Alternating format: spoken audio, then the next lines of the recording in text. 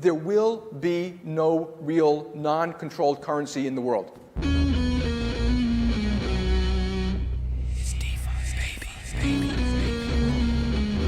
We're coming for you, banks. Bitcoin is punk rock.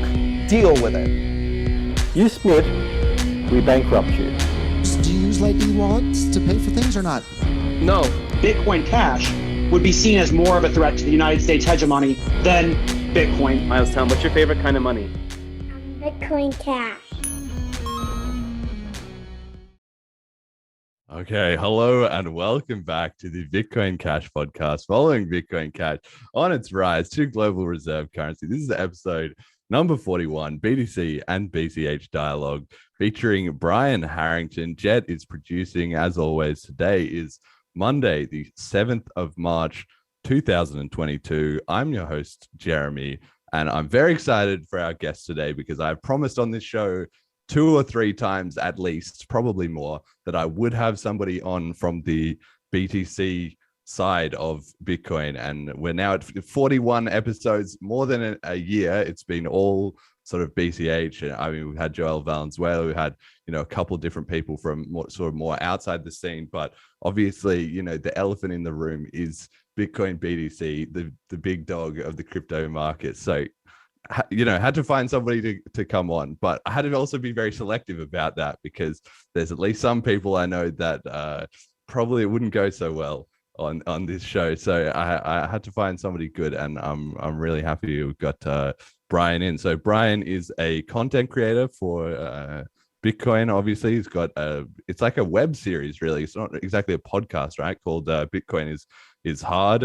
He's a big advocate for get on zero, just cutting fiat completely out and exiting the system totally, which you love to see. And I believe also a more recent Bitcoiner in the sort of grand scheme of things, which definitely lends to his perspective. So I think that would certainly add something to the show as well to today. So yeah, welcome to the show, Brian. Introduce yourself a little bit, and how did you get into Bitcoin? Yeah, dude. Well, super thankful to be that guy, like as you described. Thankful, but and I also recognize just kind of the gravity of it a little bit. Like Bitcoin is like a serious thing. Like it's important and it's changing the world. Like live as we're talking right now. Like it's not happening in the future. It's happening right now live.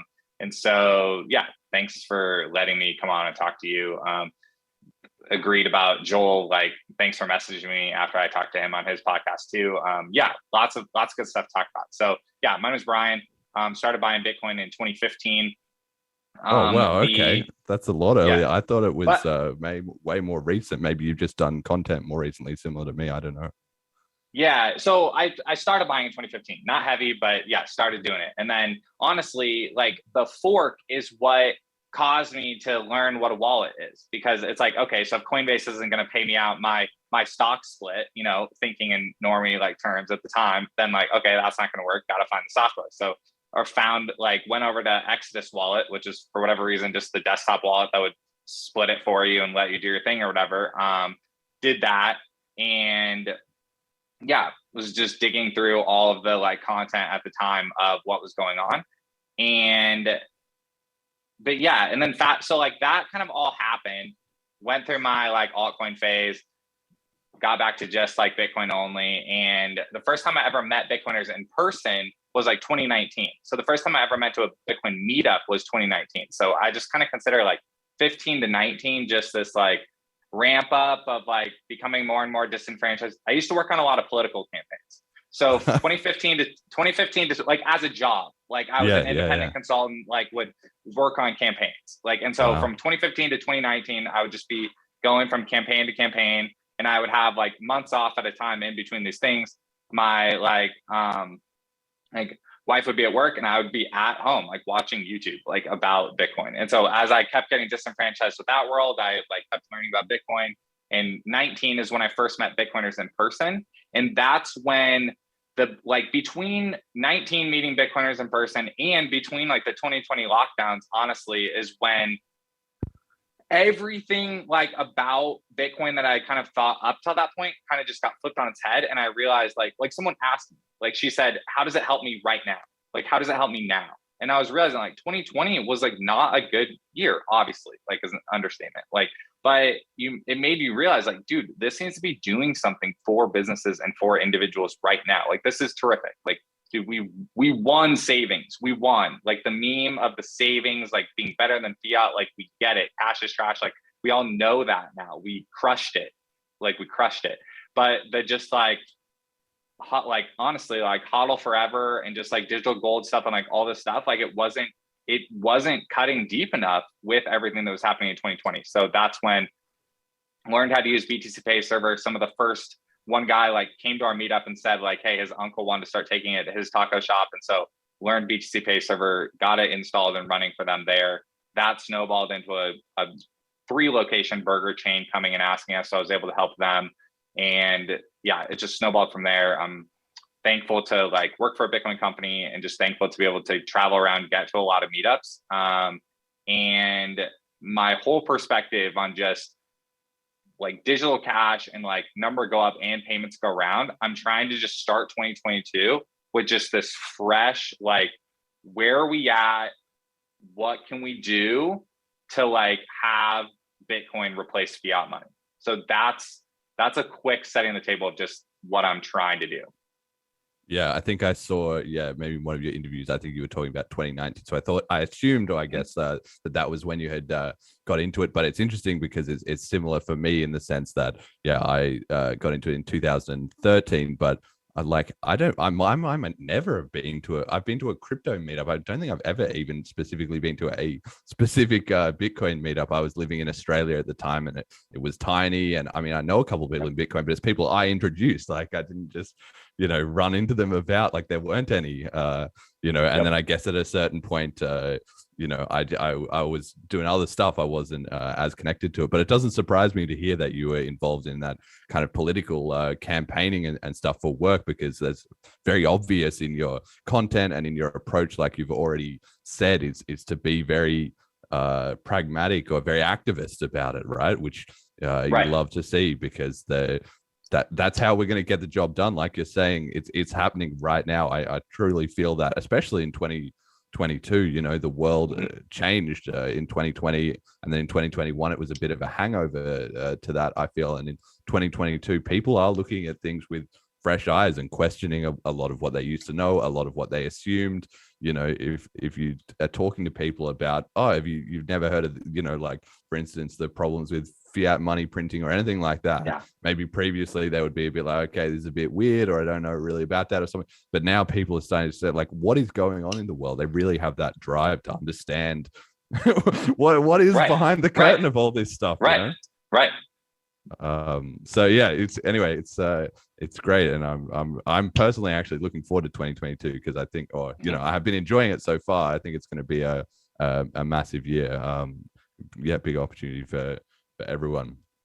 Right. Yeah. So quick bit of news, podcast news. So I'm still running this meme competition with Luke Pryor that I announced last week. The deadline is in 3 days. So if you've got still a little bit of time, you can still submit a meme. We've had actually so many memes that we're not going to be able to review them all on the show. There's been a lot of them. There's been some really good ones. Some people put in like a lot of effort actually. And of course there is BCH to be won for the top 3 prizes. So the details and everything are on the slides, and you can all check that out if you're interested in that.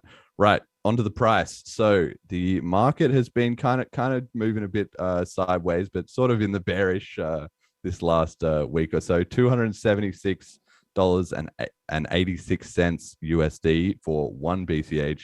1 BTC buys about 138 BCH. So BCH is actually at all-time lows against BTC. So Brian, you're going to be coming in hot here with some good momentum. And the price of Bitcoin, which I don't usually announce because I figure you can reverse engineer it from the ratio, is $38,160. So every guest I have on the show, gets a chance to comment on the price. Obviously, it's not everything about crypto, but it's also not nothing, because it's a pretty important market indicator, and everybody has different ways of approaching the price, whether they block it out completely. Some people follow it obsessively. Some people care if it hits, certain thresholds. Some people trade.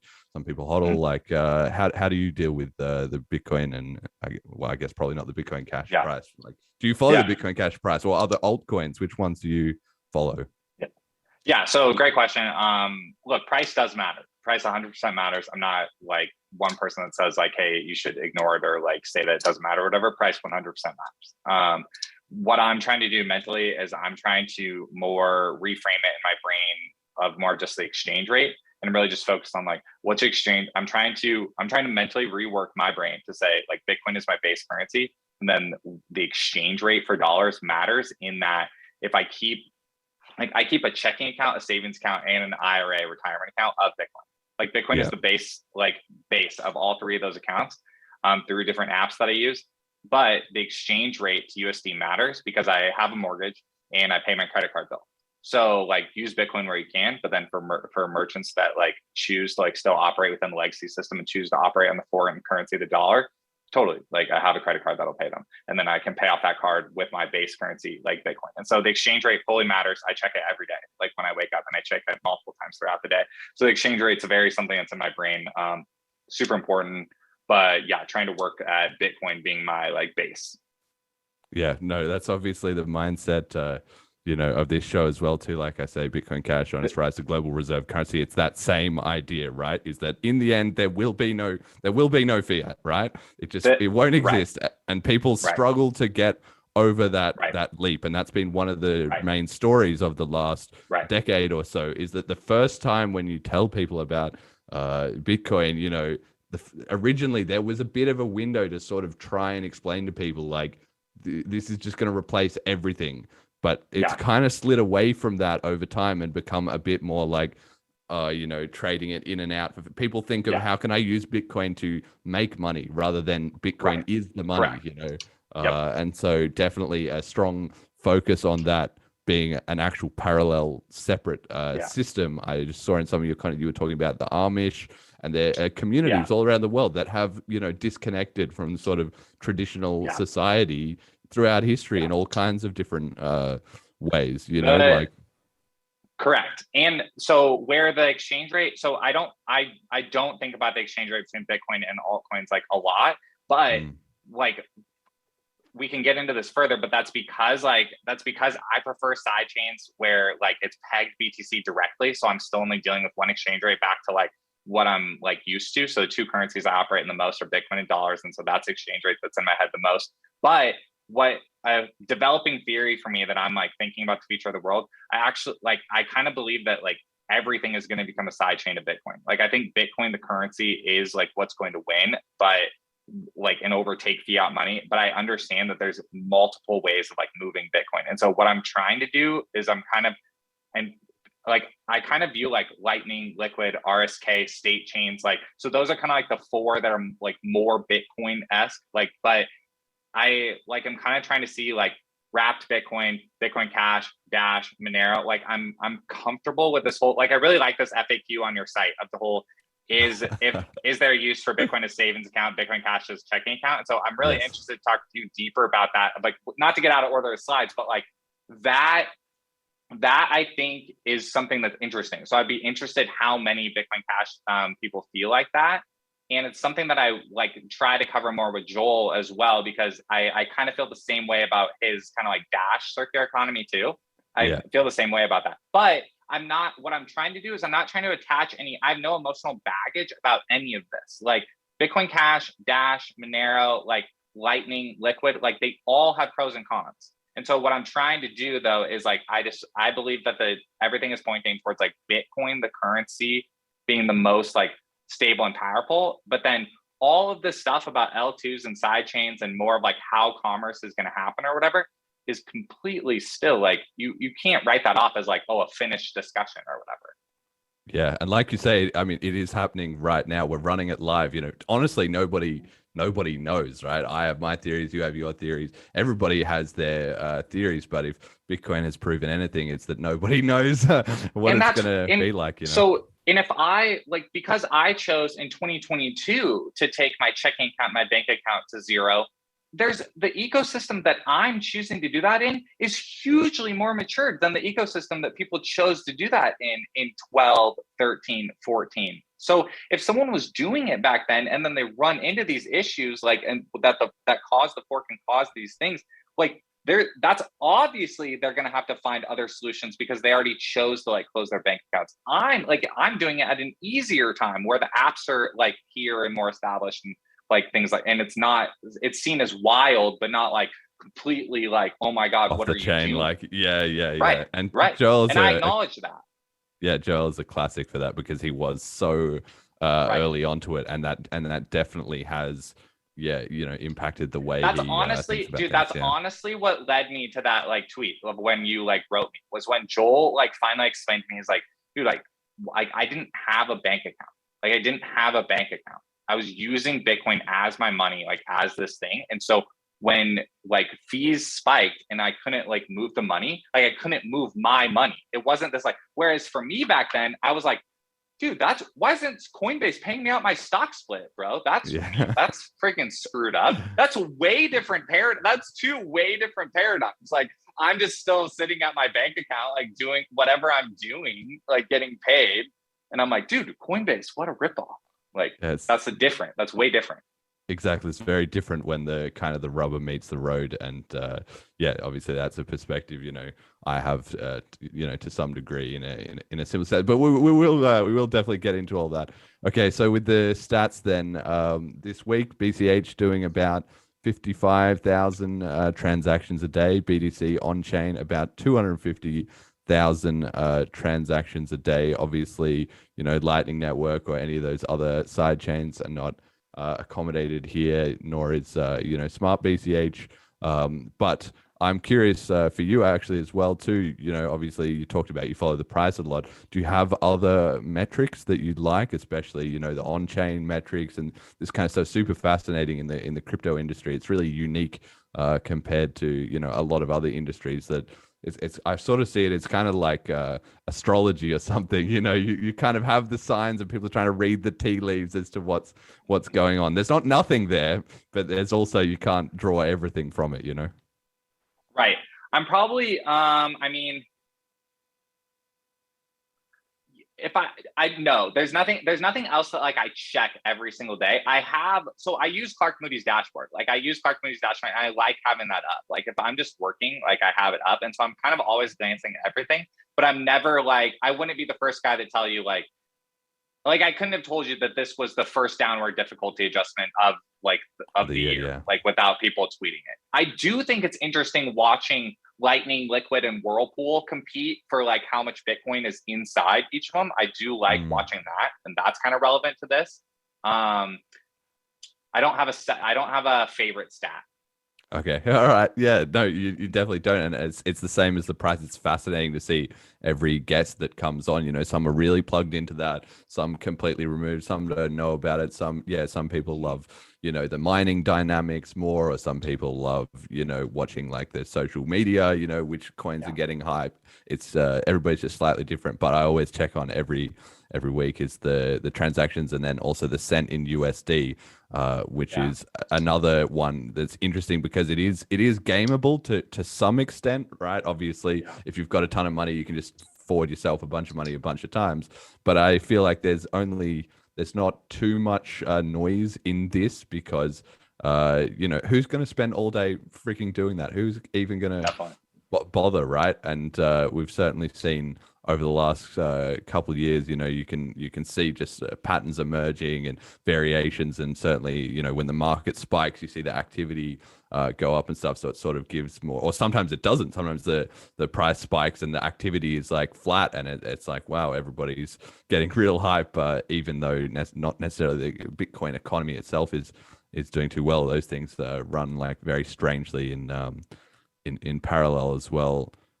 Too. But anyway, this week BTC has been kind of a bit lower down, and BCH has as well. It had a bit of a rise, and then it's kind of fallen off a bit. So things have actually been a bit quiet on the crypto front in the last couple of weeks. There hasn't been any big moments. I don't think, on this show, I'm always covering the latest news. Like there's no like Elon Musk, gets involved. It's been one of the more quiet ones for crypto. But I think, so first topic, I thought, maybe we can start on something where I'm sure we would have a lot of common ground, is the Ethereum community having a few issues, let's say, with it kind of started with Venezuelan users getting blocked from MetaMask, which is by far and away, I don't know the numbers, but I imagine it would be well in excess of 90%, maybe 95%, maybe even 99% of Ethereum users use this web wallet. And I guess they have a mobile version as well too.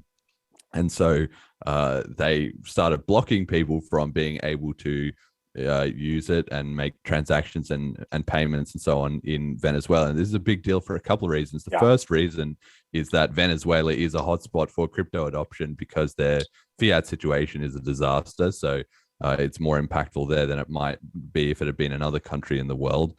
And it's also a big deal because obviously the whole crypto ethos is sort of neutrality, censorship resistance, and so on and so forth. And there is obviously the response from the Bitcoin or other crypto communities immediately jumped on this, like, all right, you guys are this is the thin end of the wedge here. If you're going to be blocking off people in Venezuela, who's deciding that, well, your money isn't that fungible, et cetera, et cetera. But then the Ethereum sort of defense is, it's all still open source. Technically, the network's still available to anybody. You could just switch to another wallet, so on and so forth. But my personal opinion is that's a little bit naive from the Ethereum community, because even though it's like a technically true that, okay, people can still use another wallet or whatever, but the fact of the matter is, huge percentage of their community does use this wallet. So it's going to set the precedent for how things are.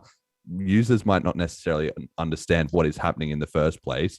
They might not know how to switch to another wallet, or have to mess around. They might feel like rug pulled that they're censorship resistant, or any of these stories that they got told about crypto were false. And I also discovered that MetaMask is a technically public source and not open source. So the code is available and you can look at the code, but unlike open source, which typically has a license to modify and redistribute, so anybody can make a copy and make MetaMask, Libre, which anybody could, use in Venezuela. Technically, you can't do that without kind of getting sued and stuff. So I don't know what you.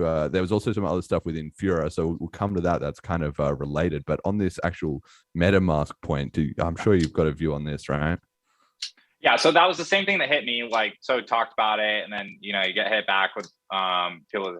Well, it's a wallet. Same things happen to other wallets. You can switch, and my reply was, and I don't think I ever tweeted this back, but I just I can name 10 or 12 like Bitcoin wallets, like off the top of my head if I had to. But I can't.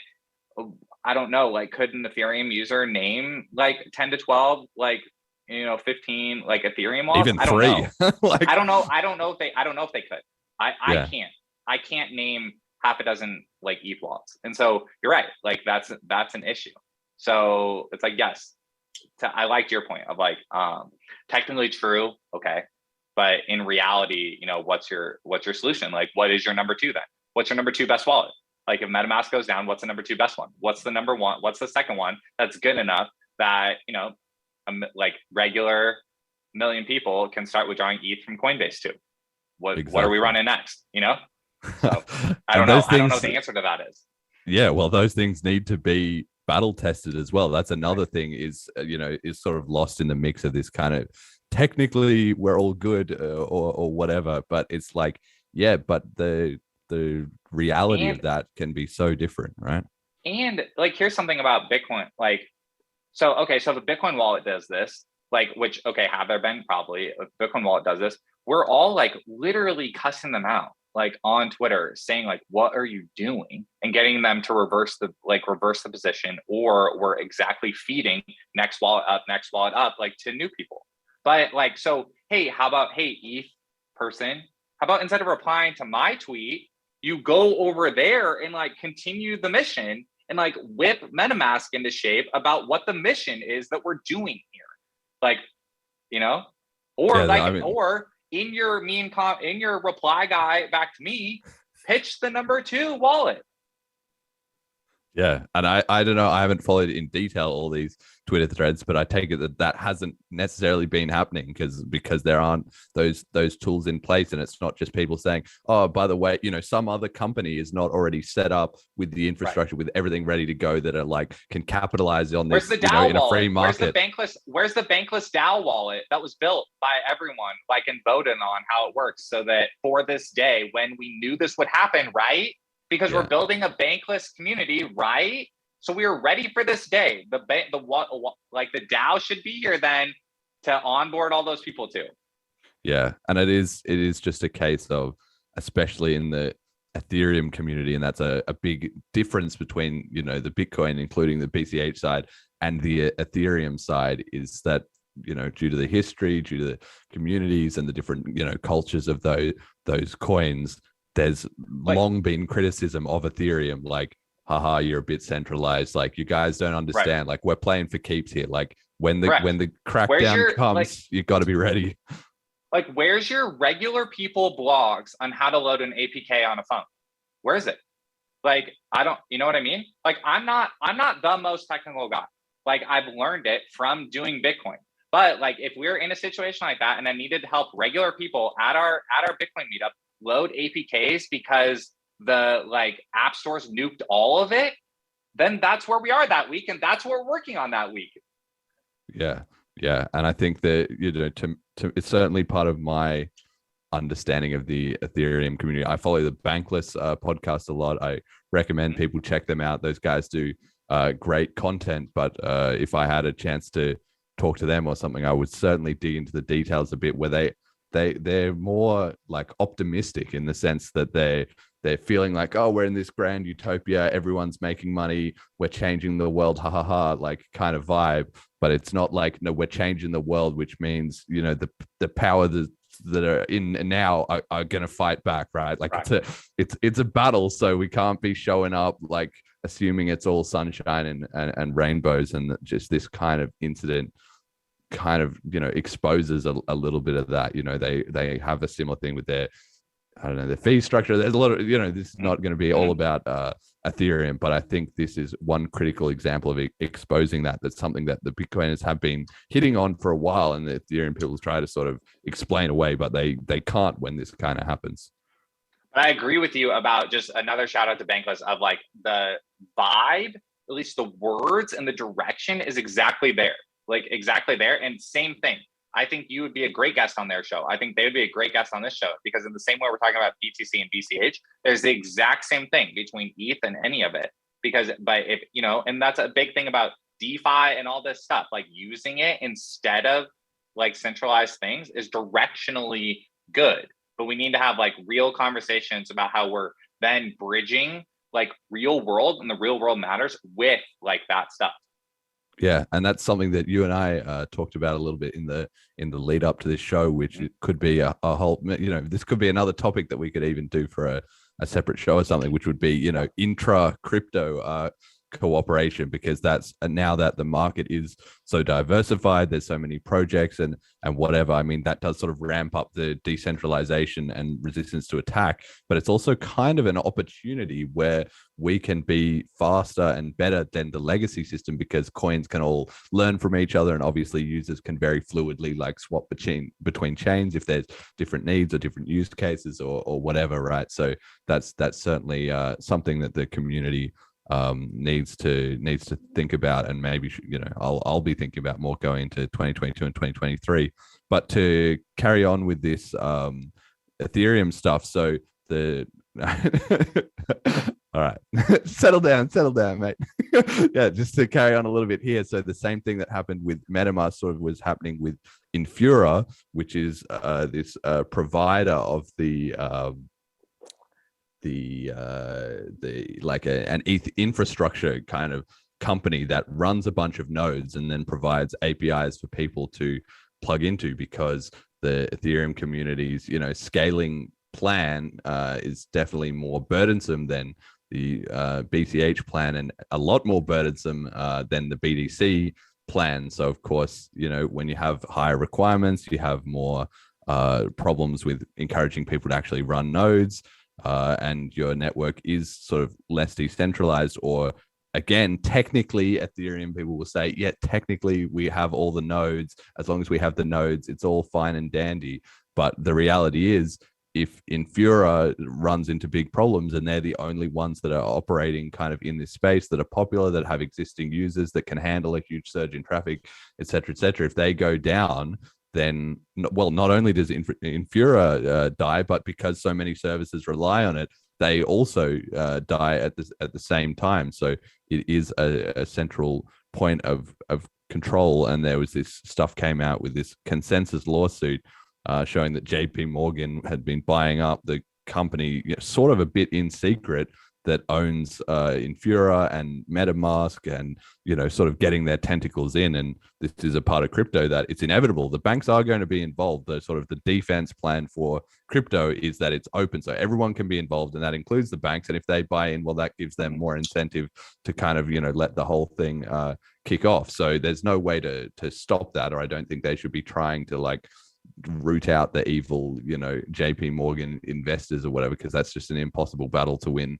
regardless. But it certainly does raise questions then if they have so much of their infrastructure relying on it, particularly I think in the wake of the fact that Ethereum is trying to switch to proof of stake. And so obviously between proof of work and proof of stake, one of the big differences is proof of stake seems like this grand system until you get captured, and if you do, it's over. It's game over, because you can always build more miners, you can always start a new mining farm, you can always invent a new energy technology or switch the hashing algorithm or whatever. There's a bunch of different outs in that regard. But proof of stake, if the bankers end up with the share of the coins and they're just raking in the proof of stake, there's no way for anybody to ever displace them out of control of the network, except for everyone to abandon it. So I think that really also came into this same discussion. So yeah, your thoughts on all of this aspect as well?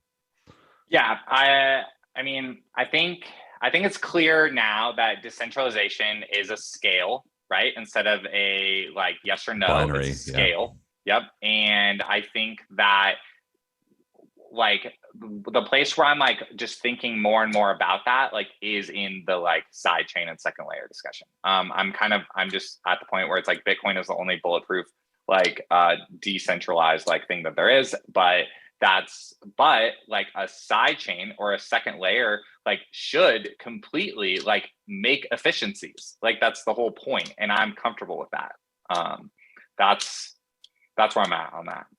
But do you see, as far as this, Ethereum community goes, do you have any thoughts on this whole proof of stake transition, or like, their sort of scaling roadmap? Obviously, BTC and BCH have their differences, but ETH is in another camp in terms of their, correct, plan of attack. And certainly with the bankless guys, they're always talking about ultrasound money and stuff. They have kind of also adopted the idea of this, not global reserve currency, but it's kind of in the same vein, which they were a bit late to the party on, but they've now recognized this is kind of what we're fighting for.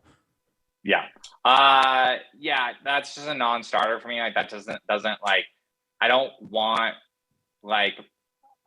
think the neutral reserve currency of the world can have like a public roadmap for its monetary policy. I don't think it can have that. Dude, coordinating people like, dude, the Vitalik screenshots of where I think someone was like, hey, what's like something you've learned like over the past few years or whatever? And he was like, that it's really hard to coordinate a large group of people. I was like, yes, it is. Like, that's a bingo. Like, bingo. Dude, it's hard to get 10 people to choose where they want to eat dinner at. Yeah. Like, dude, we're like, Bitcoin is trying to do the hardest thing in the entire world.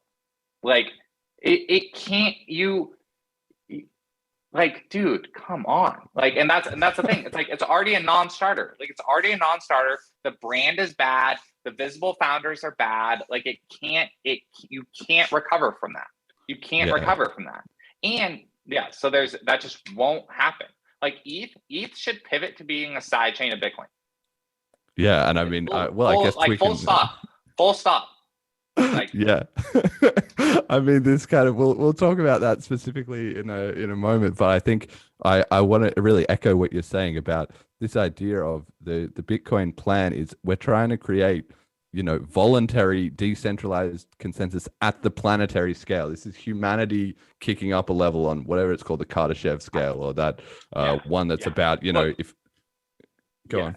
Sorry, just one more thing. I hate the word decentralized, actually. Like, actually, if we're getting to the very root of the entire thing, I hate it. Like, even the word itself has like lost its like salt, and The impact, it's not yeah. even very effective anymore. So like, I'm using it in the context of this because it's just already in the discussion. It's kind of shorthand for like loosely getting across what's in my brain.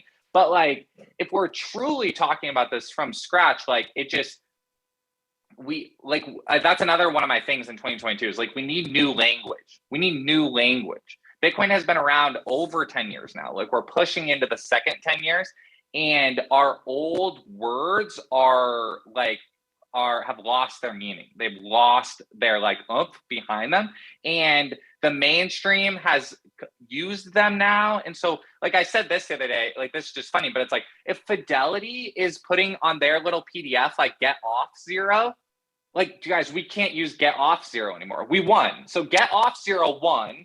No one should be on zero anymore. Fidelity is telling grandparents to get off zero now. Like, we're done. We're off that. Okay. So now what's the next thing? Maybe we should get on zero. Like, maybe we should move to the next thing. And so why that's relevant to this is because like arguing about like the scale of decentralization or whatever, or the whole thing of like I hate this honestly, between Bitcoin people, I hate the argument between like Lightning and Liquid stuff, where I'll tweet out something positive about Liquid, and they're like, well, it's not decentralized the way that like Lightning's decentralized. Like, you have to trust the like 15 like staker organizations or whatever, and blah, blah, blah, blah, blah. But like Lightning, you can run your own node and blah, blah, blah. Like, and I'm like, guys, want to know something? Look, here's something. And Liquid is easier to use than Lightning. It is. Like, it is. And so like, let's start fresh right now on the realities like of it. That doesn't mean Lightning sucks. I like Lightning and I use Lightning, but if we're straight up like talking about this, it's easier to use. Want to know something too? Liquid's easier to use than Ethereum is. Like, and you can trade Liquid coins around also. Like, dude, and then want to know something else? ETH is losing to like all XYZ, all the other ETH killers, because they do it cheaper and faster and easier. Like, and so that's what's all funneling towards this, like, everything is a side chain thing, everything is competing like at this thing or whatever. And so if I'm already using Bitcoin, bulletproof Bitcoin as my money, I'm honestly down to use Liquid, 15 Federation or whatever. Like, and for just because like we're here, I have no baggage like Blockstream runs it or whatever. So I'm sorry if that's like shadowing like the whole discussion or whatever. But what I'm trying to say is like, I don't have a favorite side chain yet. If Bitcoin Cash like dialed in how to wrap BTC on BCH and it just was the simplest slam dunk thing in the world, or if like Joel like shows off his Dash app of how he can like seamlessly transition in and out of this stuff, and it like gets the goods and services into his house the easiest as possible. Like, I think the field for L2s and sidechains is completely open game right now and being competed against. So relevant to this, I'm done arguing. I don't want to argue and spend all this time about like L1s that are decentralized versus non-decentralized. Like, the fact that's not an L1 discussion then. Like, that's if you're questioning whether your L1 is decentralized or not, it's not an L1. That's a good way of looking at it, and I think it's certainly relevant to what you're saying. That essentially ETH killers are a dime a dozen, right? There's a million of them. If you look at CoinMarketCap or whatever, then you can just pick out 15 of them, no problem, right? And because it's all open source, they can all be EVM compatible. They can just switch up, their special source algorithms or whatever they're loving the look of, and I think the Ethereum community are sort of a bit naive about, that in the sense that, everything is an Ethereum killer. Yeah, that's great because none of them have killed Ethereum. So you can say, great, we're tough enough to withstand it. But the fact is, you throw enough darts at a dartboard, someone's going to get it right. and obviously plenty of people are trying because the users aren't loyal. Like the data, right? Like, I mean, there's other people that have better data on the in between cryptos competing with each other or whatever, but the users are not loyal. They don't care. They're trying, and that's what I'm trying to that's what I'm trying to relay of like, I'm not loyal to like any side chain either.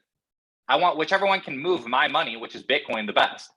So if ETH whips it into shape and like cleans it up and tells me, like, fixes their rollups and all that stuff so that I can move wrapped Bitcoin the fastest, and that's what the brewery next to me starts running is wrapped Bitcoin. And honestly, the marketing of L2s does matter also. Like, so because breweries run Lightning, that makes me like Lightning because the brewery used it. Like, someone there chose to do it and chose to put in the time and pick that one for whatever reason. Like, so that makes me like it because then I'm able to like do something with it. Yeah, and so I wanted to just sort of contrast this kind of Ethereum narrative with the Bitcoin narrative. It's there is, you know, subject to a huge asterisk, there is no Bitcoin killer, right? There's BTC and there's maybe sort of BCH, right? And then Bitcoin SV is basically finished.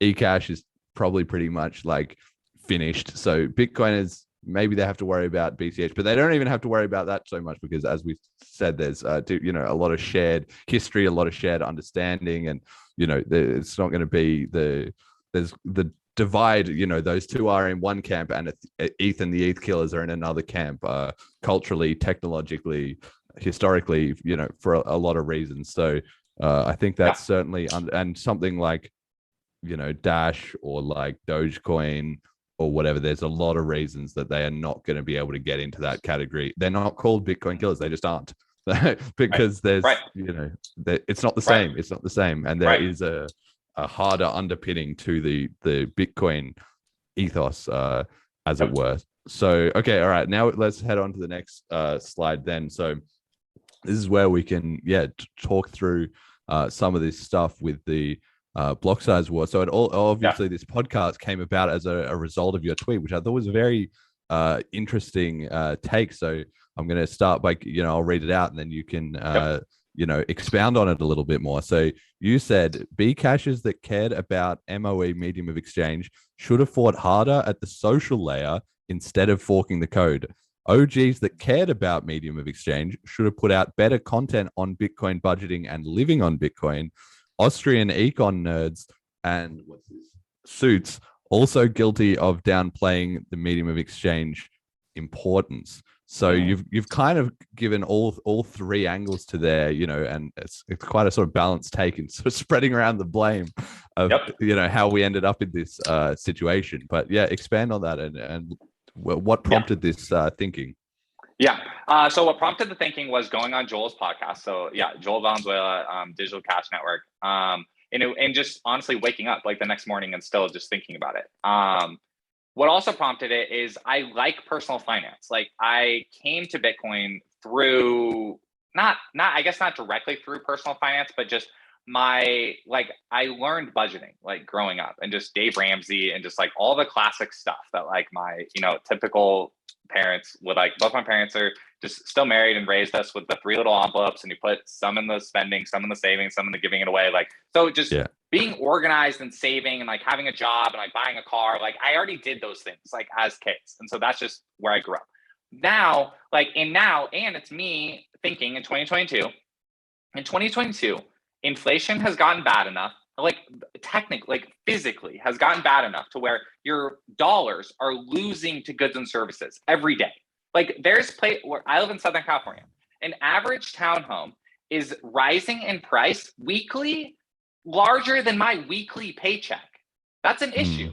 Like, that's an issue. So like so that's the state of the dollar. And then Bitcoin, like depending on how you run it, like goes up every single day on average. And so the number that I've chose to use, there's a great thread by user epic_curious. He wrote this, that Bitcoin goes up on average 0.2% per day. So 20 bips per day. That was the math he did of a lot of different ways. And he's a bigger mathematician than I am. But use 0.1, use 0.2, use 0.5, use whatever you use numbergoup.com or whatever it is, and use $10 a day. Like whatever number you want to use, the math is now physically in favor of not holding dollars. Like So the typical Bitcoin budgeting that no one even called it that, but that I grew up on in Bitcoin was spend dollars, like save in Bitcoin, right? And this was a lot of the frustration also, I think, that led to like, it's kind of going out on a limb, but a little bit of the undercurrent of like the whole fork also was because medium exchange mattered, and then Austrian economics saying like, no, sound money matters first,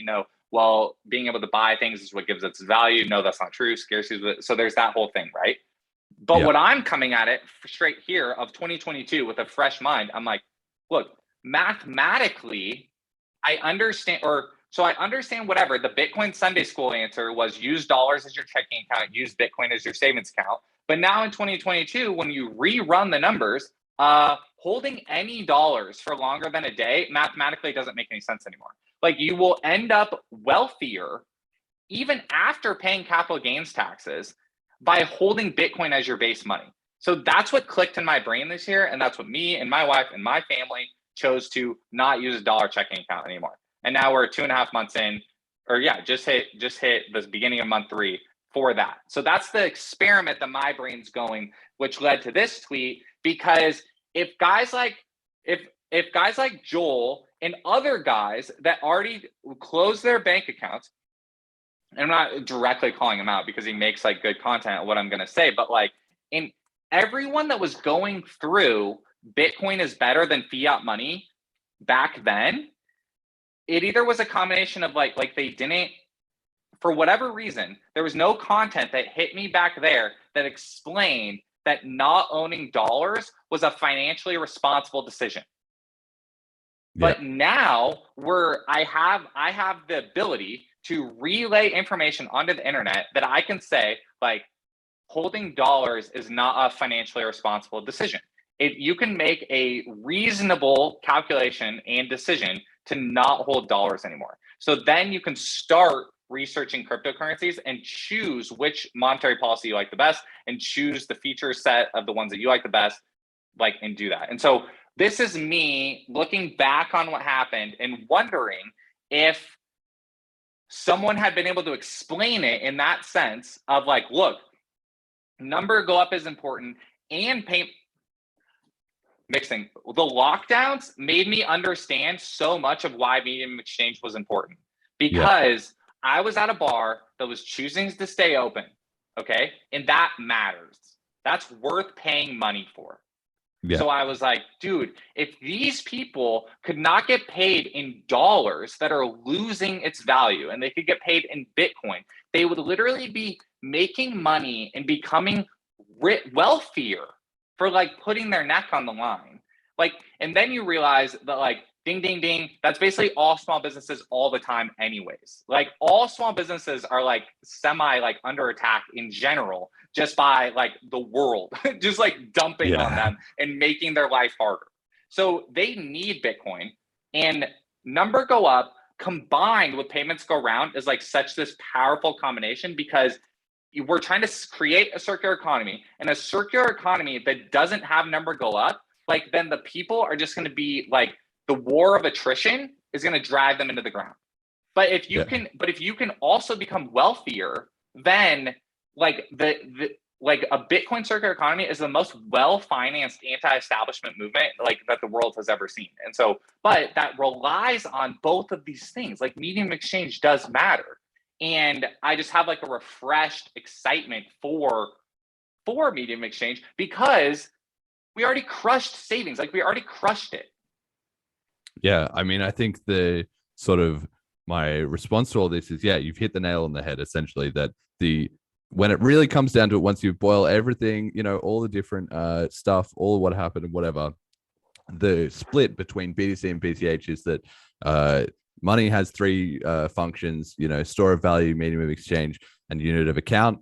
And essentially, both sides agree that unit of account is the least important, because you can get to that at the end. Like, once everybody's already doing it, they'll start thinking that way naturally. And that's where, Peter Schiff and whatever are just completely there off the rip. They have no idea what's going on, because they can't understand, like, today is not tomorrow, It's unreal. But anyway, if that, between the BTC and BCH side, the split was effectively over the fact that the BCH side was that the primary function of money is to be a medium of exchange, and that's why the whole analogy, even started from Satoshi, was to electronic cash, because one of the things I think most epitomizes this is that people were holding Bitcoin before it was worth anything. The moment it gained value was buying the first pizzas. It was not everyone holding that gave it money, that gave it a value and gave it, demand. Well, obviously it had demand, but it still had no price. The price and the value came from trading it, and that money is just the most traded commodity in a society, right? So that's kind of the BCH take on it. So to such an extreme extent, as we've seen, that the BCH price has, absolutely cratered against BTC, because at least in the short term, well, there's other reasons too. So I would say losing the kind of main branding was a big problem, but also with the fact that the BCH side was far less coordinated at the time of this split, which was, I would say, because it was more decentralized at that time. And so naturally decentralized things are less coordinated in the short run, but they kind of, it's an exponential where they accelerate later on if given time to kind of, for the free market to work its magic. And then the BTC side, it was kind of the opposite, with the game was, okay, like, hodling forever and whatever. And when you have people all doing that, like you explained, dumping their BCH, going into BTC and just thinking, I'm never going to spend this, of course, that creates a huge amount of supply that is like locked up. And therefore, the price will start to rise. So because of the way that all played out, and like you're saying, the rising price has helped BTC immensely, because essentially a rising price is an airdrop to everybody in the community relative to the rest of the world. And the same thing works in reverse. So BCH has suffered incredibly badly as a result of that. And that's, one of the reasons that I was not as involved for a long time, but I got back involved about a little more than a year ago, about 13 or 14 months ago, just before I started this show. And so my hypothesis is that the BCH community, if BCH starts to get a rising price, it will go absolutely fucking nuts, because it has had so much resilience and so much time where it is truly the hardcore have made it all work on absolute scraps. If you gave them the kind of resources that BTC has had, the amount of actual proactive change would be enormous. That's just my theory. So I don't know what you think about any of that. Dude, off that, I would just throw out that, like, dude, honestly, like, major shout out to like Colin Enstad. Like, dude, I stayed subscribed to his channel, and like I watched that. Like, I watched it from a distance, and I messaged him on Twitter, and I just said, dude, like, what I like about him is, and this is completely from like not knowing him, Colin is just a regular guy that like talks about Bitcoin Cash. And for me, like, just being a regular guy that like talks about Bitcoin, like, that was helpful. It was helpful to understand, like, just watch and just listen a little bit, like, from a distance. Because my question kind of coming into, like, my question to him and across this whole thing has been like, what's the end game of BCH? What's the, what we are, like, where we are, what's the goal? Like, and that's not in a needling way. Like, that's in I'm pretty sure I messaged him that and asked him that, like, hey, like, what's, because again, I was going through my whole thing of like understanding that, like, dude, medium exchange is important. 2020 sucks. Like, trying to run BTC Pay server and like get people fired up about this. But dude, it's, again, all the frustration that BCH people had with BTC people about the like not understanding MOE was important.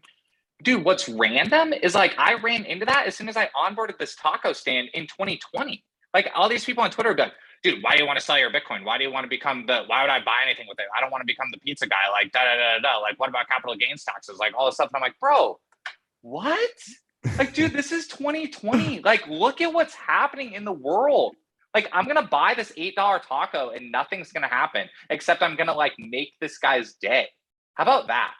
Like, don't type to me like all this weird stuff that's like that's blocking your brain from like understanding what we're doing here.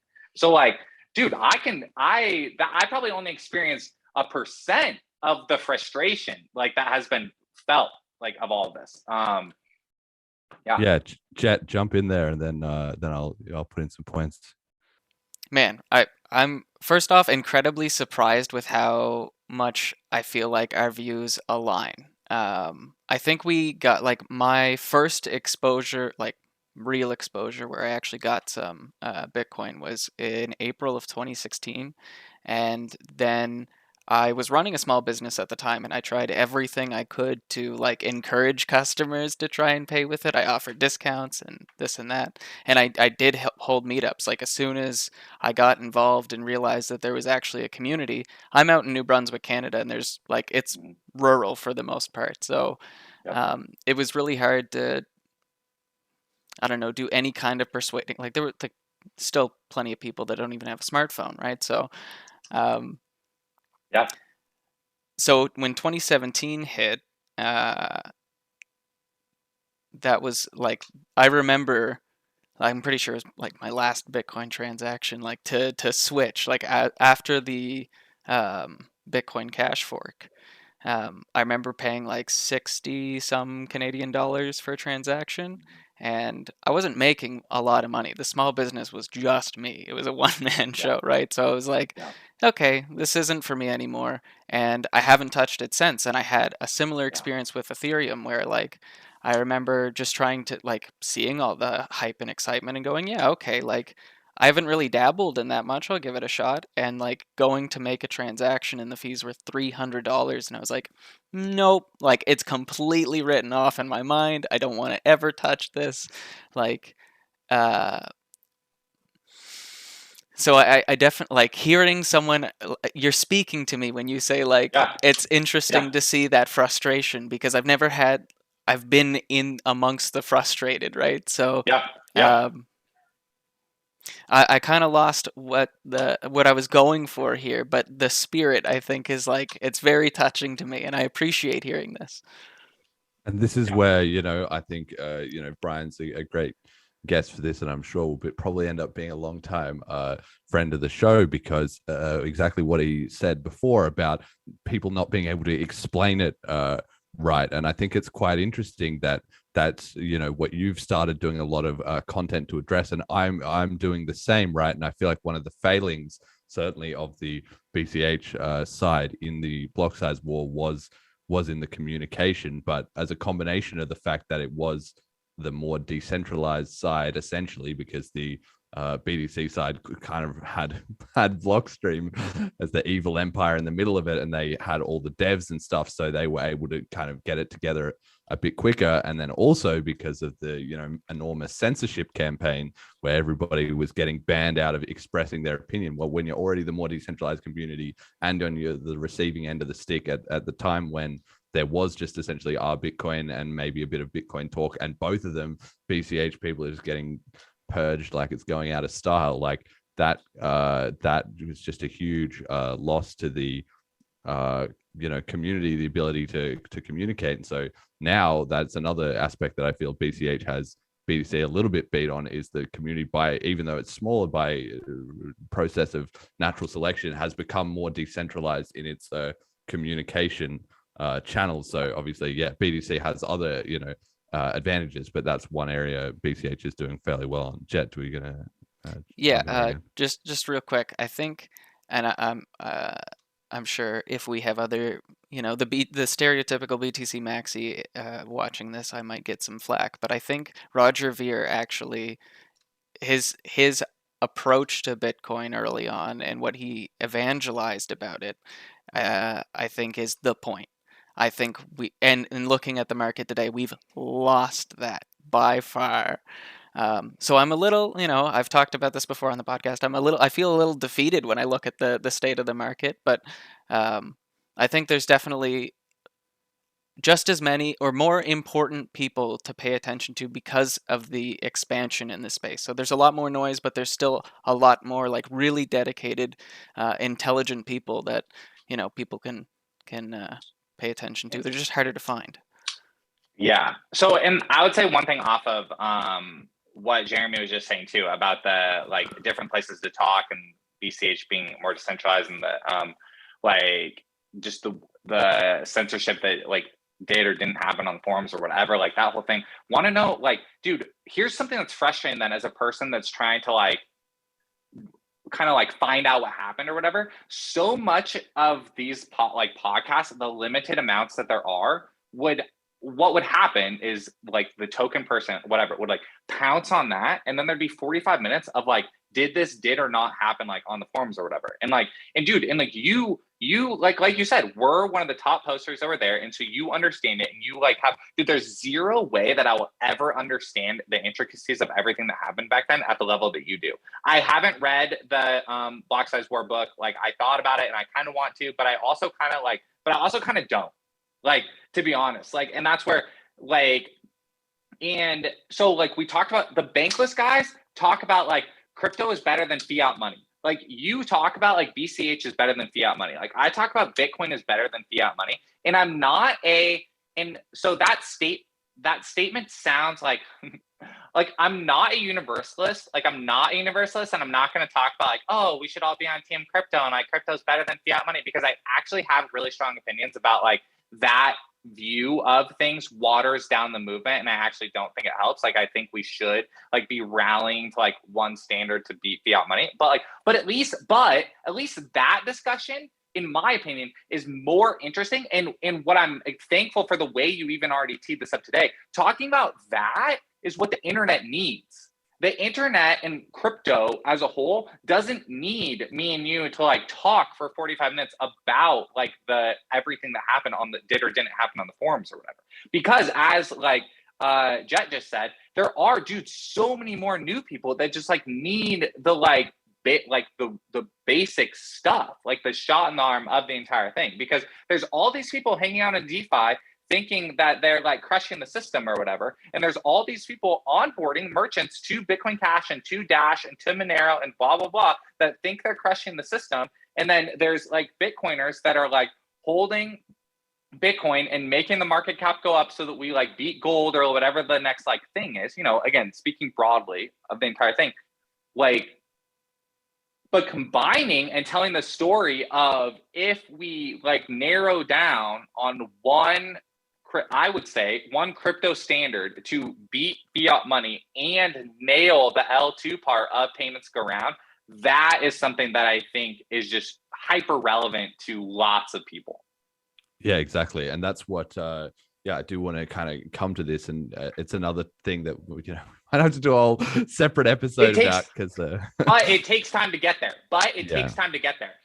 None of that is saying that the history doesn't matter, because the history for sure matters. And because a movement is individuals taking action, and to like looking back on the American Revolution and thinking about the personalities of certain individuals involved and what they may or may not have stood for, and on the scale of like, we all have our bent on little things and we're all good at certain things. And when you smash all of those type A people like into the room and they're arguing with each other and like tensions are up, like that obviously is interesting. And like history, like dude, giant like things have happened in very real people's lives as a result of the words that were said and the actions that were taken. So like, I'm not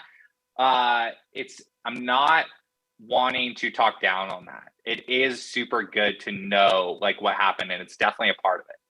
Yeah, I mean, I think for me, the history is, yeah, it's balanced. Like you said, there's two aspects to it. The first is it's less important because the world's moved on and less people care. People are new to crypto. You know, they don't want to be involved in internet drama from, you know, 8 years ago or who fucking cares, right? There's certainly that aspect to it. But on the other hand, there's also the aspect that, like you said, a lot of the narrative and the driving force of crypto has been lost because it's been spread out into all these different communities with slightly different things. And that original fracturing was the moment at which the movement, well, in the long run, it's ended up having pros and cons, right? Because we're more decentralized, but also centralized. You know, there's less momentum in one coin for network effects, right? Which is correct. Critical. Yep. And that's what I'm kind of referencing there at the like social layer. Just instead of the code, because the social layer is like hugely important.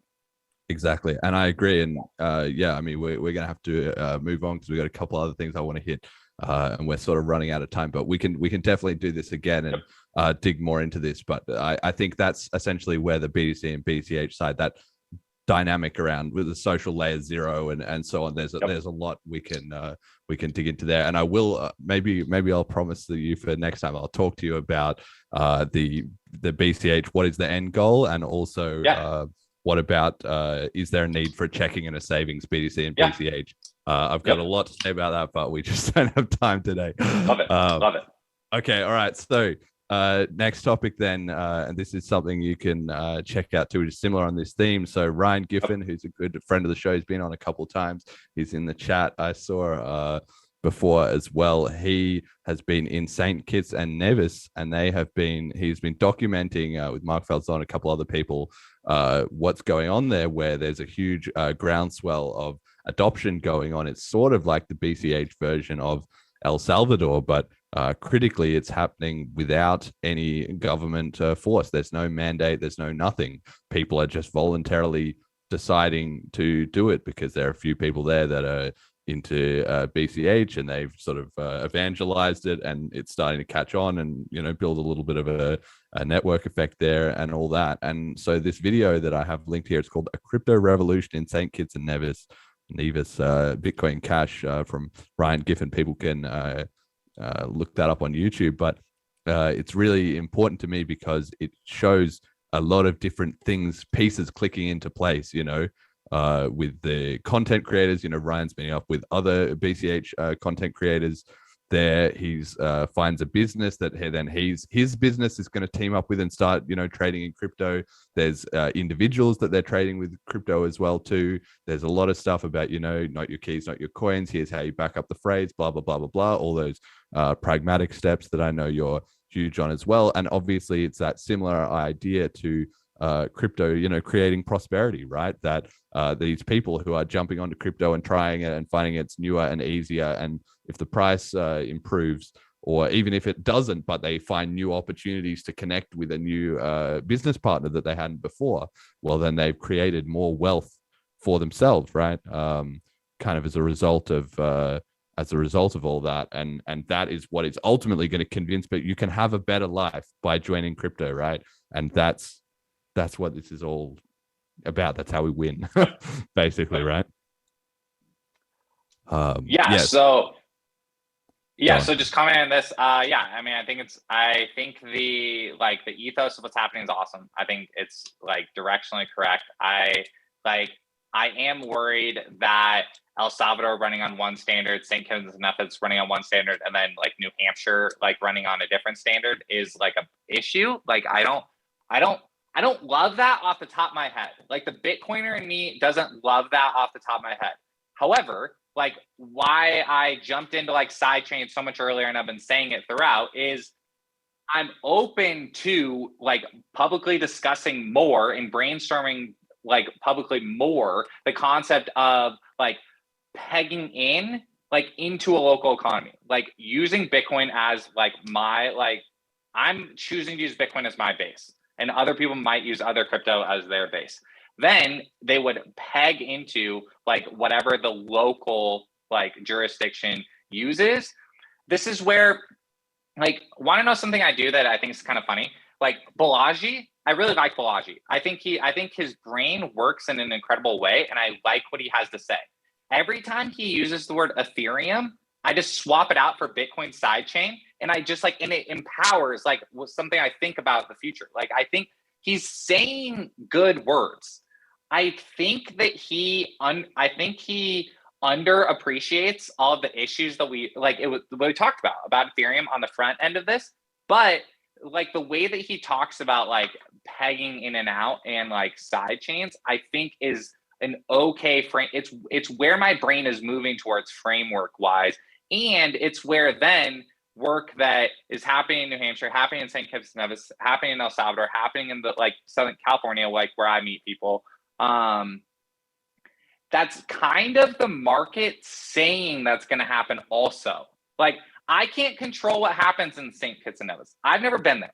Like, so if they're choosing to onboard people to that software and the business owners are choosing to run that software, what would happen currently is I would get there and it would be just like having a Visa card, or it'd be like having an American Express card and the restaurant like not accepting American Express, right? Like that can kind of happen. And that's another analogy that I've been using also, is I wonder if, like, you know, businesses take Visa, MasterCard, and American Express.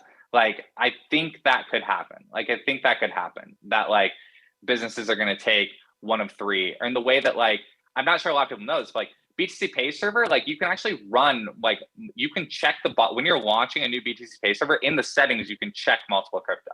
Like, so in the same way that the credit card systems were created for one portal to receive multiple credit cards, I can see a future where businesses would take different, I'm going to go with side chains rather than cryptocurrencies, but I could see that happening. Yeah, exactly. And maybe, you know, at a meta level, not to get too far into this, because but at a meta level, maybe all cryptocurrencies are literally just the side chain of the value network, you know, humanity's value network, and sort of the idea that swapping between fiat currencies or between cryptocurrencies or side chains of cryptocurrencies, all of it is just value, because money is money, and once you've got some of it, you can trade it for another thing, you know, whatever the person wants you to buy with, kind of thing. Totally. I think so. That's not that weird to say. I've heard people say that, and I appreciate it. We're getting to that point, but yeah, that's another rabbit hole we can go down. Right, next one, community. We got to hit our regular segments. Community comment of the week. I'm just gonna blast through these next couple slides, because I want to give you a chance to get in a message to the community at the end before we got to go. So sort of exactly as we've been saying, Pomp tweeted out this week, Bitcoin is now the only global payment system that won't discriminate against anyone regardless of their race, nationality, religion, politics, or actions. This is going to become incredibly important in the coming decades. And Matt Hamilton, the developer for Ripple, just wrecked him and said, apart from all the others, which is sort of like, look, Pomp, take the word only like out of this tweet. What is going on here, mate? Like, it's just delusional to think there is not a variety of people, you know, trying it in different ways, and maybe they'll interconnect, or they will definitely interconnect, but maybe we'll standardize, and that sounds like that's going to have to be the topic for our next discussion. Is crypto going to standardize? What does the future look in that sense? But this kind of, you know, this is the difference. This is why having Pomp on this show would be a very different take to having you on this show, because I think even just those basic things, he hasn't quite clicked on them yet. Then we got meme of the week. I saw you like this one a little while ago. It's this guy, and he's what is going on here? He's having a salad, and the salad bowl is labeled "Any conversation about payments." He's just pouring this enormous bottle of like olive oil, comically oversized, with lightning fixes this as well too. I saw it, you know, like maybe just briefly, do you think that lightning can be the savior for BTC payments, and it will fix everything? So what I think is that people should be fierce advocates like of their L2 solution, and they need to be. Something that I may have even replied to that tweet. I may have created a 2-tweet thread on that first one we were going over on mine, where I said something about Lightning, because I wish, here's what I'll say about this. I wish Lightning developers would talk harder and louder about undercutting credit cards. I wish they would. I think there's a little bit of like frou-frou, like gaming micro paywall stuff that's just everywhere. And again, this is just my personality. Like, I think the taco stand, like I do think the taco stand, and I do think the coffee shop is more interesting than that. Like, I just do. Like, I don't really care if kids are playing video games for Lightning. I don't, like, I get, like, we can have the metaverse and Web 3.0 conversation and about how the internet needs a final currency and like all this stuff, but I'm more interested like in that brick and mortar person, like I am. Yeah. And so how that's semi-relevant to this is like, I do like want memes about lightning fixes this to be jacked through the roof and be posted everywhere. And I want this whole bottle to get dumped out and all this stuff. I do want that. Sometimes I don't understand. And like, obviously like Nicholas, like is the tip of the spear of like, I've talked to like the Galloway like team, and what the Galloway team did in El Salvador is amazing. Like it is amazing. And when I talk to like, honestly, back in that story I told you about how the lockdowns and everything changing, like Mike Peterson of Bitcoin Beach going on Tales from the Crypt, like that changed my opinion about Bitcoin. Like that was my best like Bitcoin podcast of that year. Like that, in the way that Mike like talked about how like he was doing things that like you like Bitcoin Twitter would have told him that like aren't ready or whatever, but he did it anyways. Like his not knowing, his lack of baggage, he was just out there doing stuff with people. Like, and that's good. And that's good and amazing. And so I wish the Lightning people were louder about it undercutting credit cards. Definitely. And I think it's, certainly the case that Joel, once again, he's getting a lot of shout out to Joel. I suspect he might watch this show, and, he did great. But one of the things, he kind of talks about is he says that like the Lightning Network sort of segment of the Bitcoin community is really quite different to the, a lot of the rest of it sort of thing. So it's interesting to see even those sub communities in communities kind of developing as well. All right, I think maybe we should just skip meme of the week too. I had two this week, but let's just skip over it. We'll chuck that in the next one.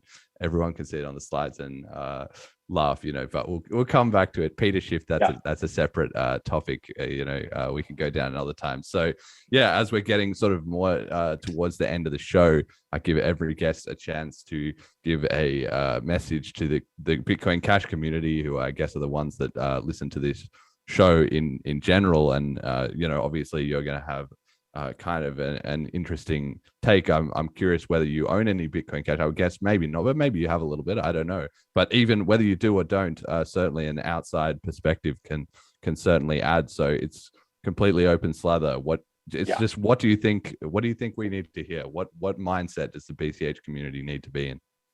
Yeah. Look, I'll say it to both. Like, here's my super appreciate doing this today. Thankful for this. I want to do it again. Thanks for being like conscious of the time, like, and the curveballs I was throwing at you. The message to like Bitcoin community and the Bitcoin Cash community is the same. And it's start 2022 with a blank slate. Like literally start it with a blank slate. And this is to an individual. Like start this as an individual blank slate. Look at everything there is in Bitcoin and Bitcoin Cash and crypto and Lightning and Liquid and RSK and state chains and wrapped Ethereum. Okay. Literally look at all of it and just think about what you and your family's goals are. And that's the second thing. Get your family involved. Like if your family isn't already involved on like you even knowing how to budget in cryptocurrency and leaving fiat money and lowering your fiat footprint, then talking about the intricacies of one cryptocurrency versus another cryptocurrency is honestly not the step you're on. The step you're on is talking to your family about it and leaving fiat money, because because fiat money is not good and fiat money is hurting families.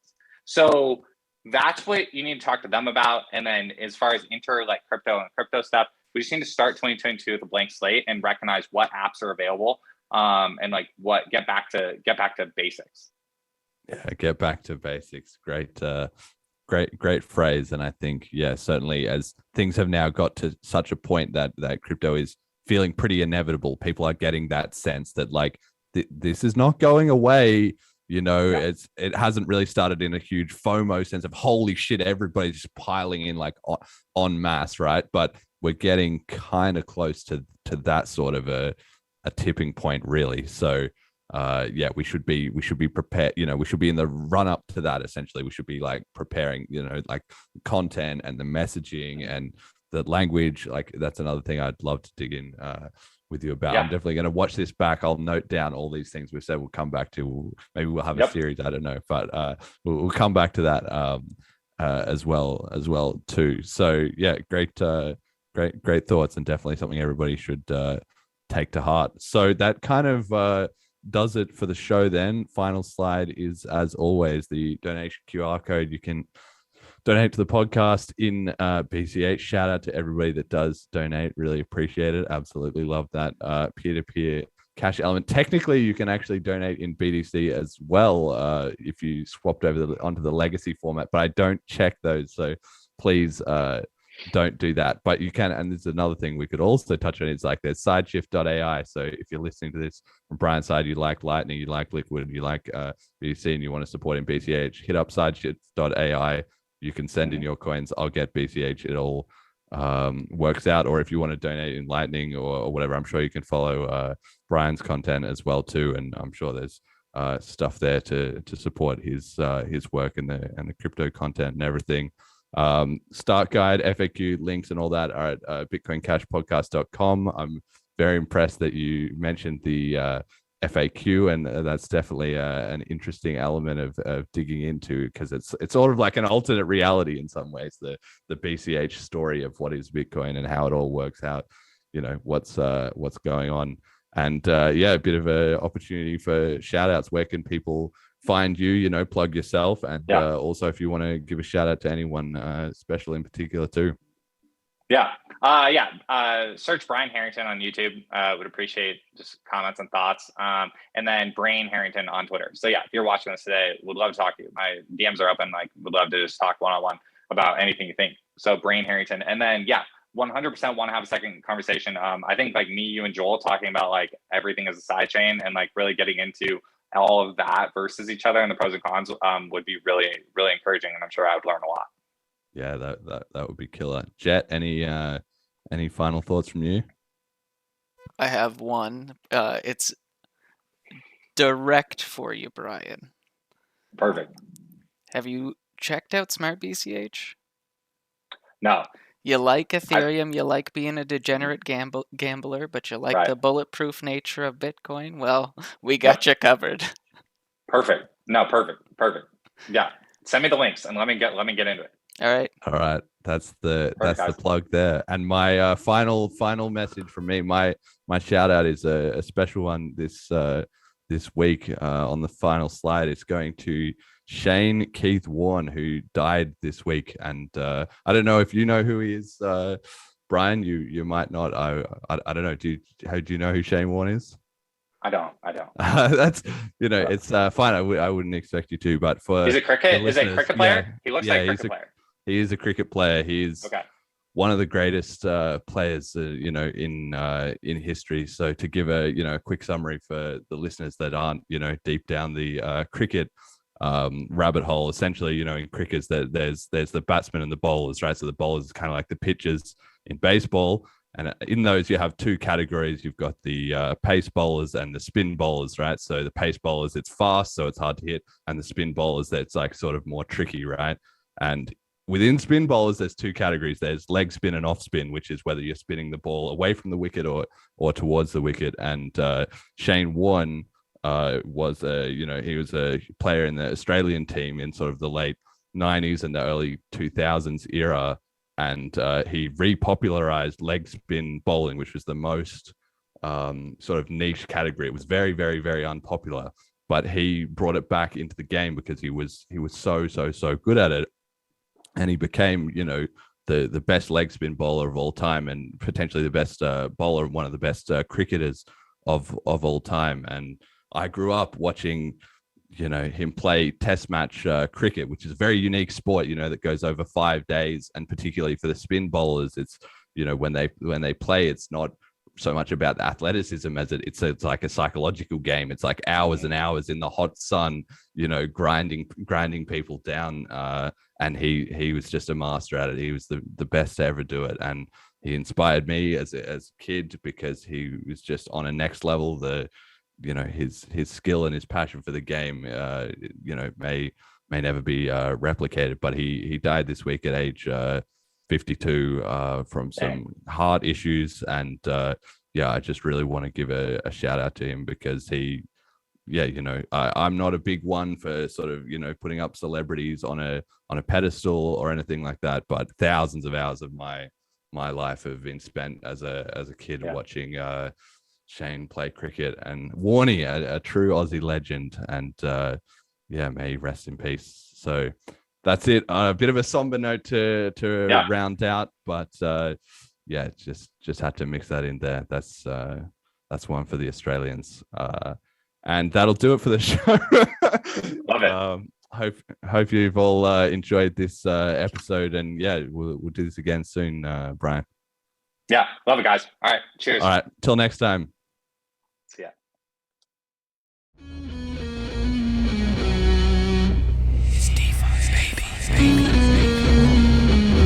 We're coming for you, banks. I wasn't born last night. I know the money ain't right, but I was coding up the future last night. You were busy hating with your stupid friends online. Let the Federal Reserve stealing paychecks straight out of your purse. Today they got $1, tomorrow got 9. Your savings are in dollars and your value in decline. Google it.